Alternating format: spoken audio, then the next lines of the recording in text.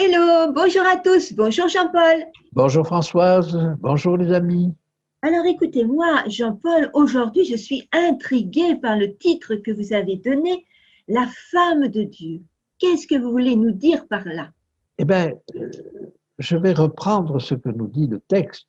Je vais reprendre ce que nous dit le texte. Alors, quand je dis la femme de Dieu, on suppose que l'époux, c'est soit Dieu, soit Christ, mais ça n'est pas, les deux sont Dieu, et donc je n'ai pas, euh, je n'ai pas tranché dans ce domaine-là. Mais lisons le verset qui nous parle de cela et qui nous dit, donc Apocalypse 21, verset 2, je vis descendre d'auprès de Dieu la ville sainte, la nouvelle Jérusalem, parée comme une épouse qui s'est parée pour son époux.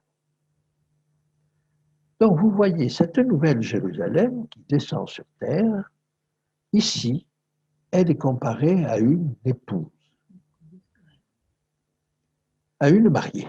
Et alors ce qui est extrêmement étonnant, c'est qu'il y a là une préparation. Elle s'est préparée.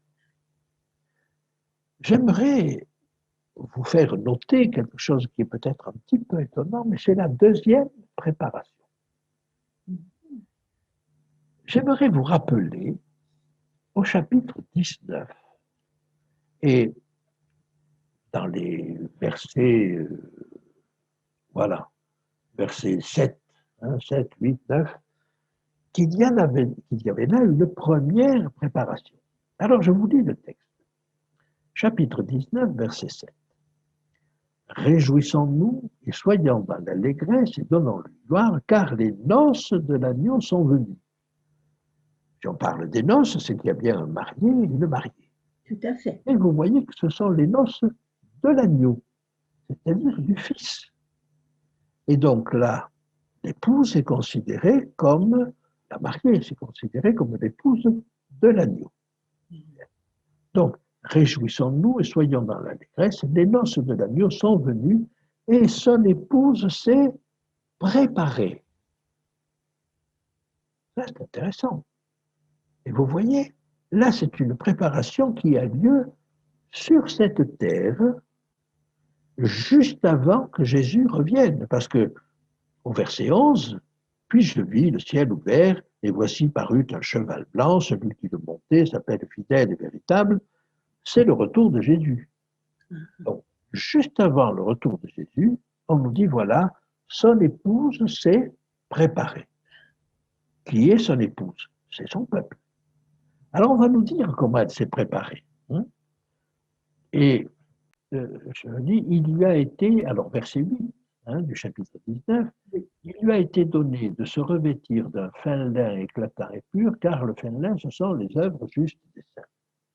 Le mot qui est traduit par œuvre juste ne comprend pas le mot vraiment œuvre, mais c'est la justice. Justice appliquée. Alors, justice appliquée, soit dans un tribunal, et c'est une décision de justice, et ce fin-là, nous l'avons vu, il est donné dans le jugement de la maison de Dieu, il est donné aux morts qui sont jugés. Mais ça a un deuxième sens, c'est la justice vécue du vivant de personne. Et donc vous voyez cette robe blanche par laquelle elle s'est préparée, cette épouse, c'est-à-dire le peuple de Dieu, c'est cette robe blanche, c'est cette vie de justice. Et donc, si vous voulez, c'est cette victoire sur tout péché. On n'imagine pas que sur la robe de la mariée, il y a un endroit où il y a une tache, ou qu'il y a un bouton décousu, ou qu'il y ait une mèche de la coiffure qui soit de travers, vous voyez. C'est pas possible. Et donc, la préparation, c'est qu'elle a remporté la victoire sur tout péché. Pour autant, cette deuxième préparation dont il nous est parlé au chapitre 20, c'est la préparation pendant l'évidence. Et donc, si vous voulez, il y avait quelque chose encore à gagner, si j'ose dire. D'abord, cette épouse, elle ne représentait au chapitre 19 que la dernière génération. Mais il y a tous ceux qui sont morts en Christ, tous ceux même qui ne sont pas morts en Christ, mais qui ont eu cette réflexion interne face à leur conscience, dont nous avons parlé également, et qui seront parmi les élus. Il y a donc tout ce monde-là qui a dû apprendre pendant les 1000 ans à connaître Jésus. Et vous voyez donc qu'il y a une deuxième préparation. Je crois que c'est important. Cette deuxième préparation, rappelez-vous, c'est une préparation pendant les 1000 ans qui correspond à quoi? Qui correspond au fait qu'on va voir pendant 1000 ans tout ce que Dieu a fait pour l'humanité. Encore maintenant, nous nous posons des questions. Et la dernière génération s'en posera encore. Pourquoi tous ces malheurs? Pourquoi la souffrance des enfants? Pourquoi ces tremblements de terre qui tuent des quantités de gens et qui font souffrir de manière atroce? Donc, voyez, et c'est à toutes ces questions qu'on aura des réponses pendant les 1000 ans. Eh bien, cette préparation est indispensable. Je vais vous montrer, je vais prendre un exemple personnel. Imaginons que j'ai des enfants qui ne marchent pas, ou des amis que j'aime beaucoup qui ne marchent pas avec.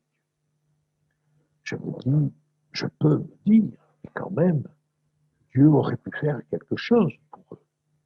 Il aurait pu faire des miracles. Il aurait pu leur donner des occasions de réfléchir. Et donc, si vous voulez, je vais partir avec une arrière-pensée sur Dieu. Je vais me dire, Dieu aurait peut-être pu faire un peu plus. Hein? Mais je ne suis pas prêt pour l'éternité si je pense ça. Et il me faut donc, même si j'ai remporté la victoire sur tout péché, ce qui n'est pas le cas encore, mais je peux avoir quand même des arrière-pensées sur Dieu. Et pendant 1000 ans, je vais voir, et tous vont voir, tout ce que Dieu a fait pour l'homme. Et on va se rendre compte que Dieu a vraiment donné à tous les hommes tous les moyens, toutes les informations, tout ce qui était nécessaire à leur salut. Et ça, pour moi, c'est une deuxième préparation. Parce que si j'ai des proches qui, au bout du compte, ne sont pas sauvés, je ne vais plus pouvoir dire au bout des 1000 ans, mais si Dieu avait fait. Non, je saurais que Dieu a fait tout ce qu'il était possible de faire. Et donc, vous voyez, je ne peux pas rentrer dans l'éternité, dans une éternité de communion, d'intimité avec Dieu, si j'ai des arrière-pensées, si j'ai des doutes, si j'ai des questions. Voilà la deuxième préparation. Et à ce moment-là, je peux rentrer dans l'éternité avec Dieu, même si j'ai des proches qui ne feront pas partie du salut. Je saurai que ça n'est pas la responsabilité de Dieu. Alors, ce qui est très notable, si vous voulez, qu'on ne peut pas voir dans le texte traduit parce que c'est traduit par épouse, mais au chapitre 19, le mot qui est traduit par épouse, c'est gunée. Gunée, c'est une femme, simplement, c'est une femme.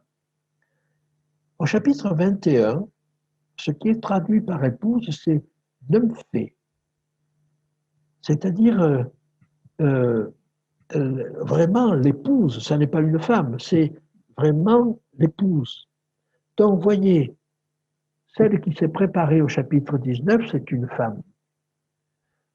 Celle qui s'est préparée au chapitre 21, c'est une épouse. Elle est prête à rentrer en intimité pendant l'éternité avec son Dieu.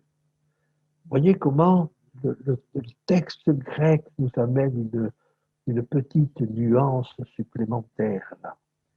Et Et donc, vous voyez cette première et cette deuxième préparation. Et cette deuxième préparation, même si le peuple sur terre, la dernière génération, a remporté la victoire sur tout péché, elle a encore des choses à voir, à comprendre. Et puis, il y a tous ceux qui sont morts avant qui ont aussi des choses à comprendre. Voilà, c'est ça, la nouvelle Jérusalem. C'est ça, le peuple de Dieu. Il doit encore se préparer, et Dieu va le préparer. Dieu ne permettra pas que nous rentrions dans l'éternité avec des arrière-pensées. Il va être clair, il va être limpide. Et donc, il attend de nous que nous soyons limpides. Merci beaucoup, Jean-Paul. On voit que le Seigneur, voilà, il veut nous donner des réponses. Voilà, Oui. il ne nous laisse pas, voilà, dans l'ignorance. Ah, tout à fait, tout à fait. Il nous prépare même pour l'éternité. C'est ça, tout à fait. En tout cas, merci beaucoup pour ces découvertes et à très bientôt, Jean-Paul. À très bientôt. Au revoir, Françoise. Au revoir.